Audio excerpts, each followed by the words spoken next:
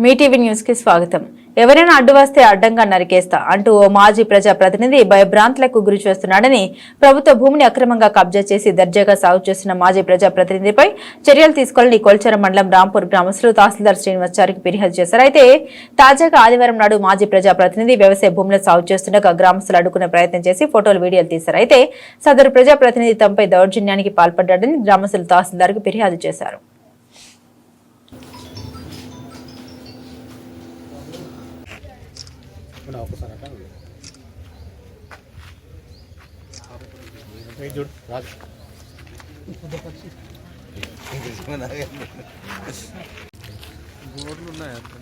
రాజు రాజు రాజు రాజు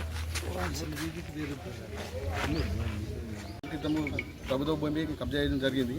మాజీ సర్పంచ్ సామలగిరి ఈ విషయం మీద మేము దరఖాస్తు ఇచ్చాం తహసీల్ గారికి. ఆయన ఎంక్వైరీ చేసి పంచనామా చేసి ప్రభుత్వ భూమి అని చెప్పేసి బోర్డు వాచాడు.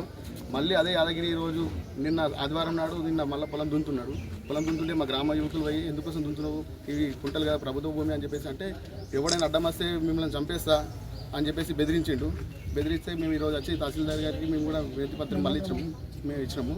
ఆయన ఈరోజు పంచనామా చేస్తాను మళ్ళీ చెప్పాడు, ఇచ్చాడు.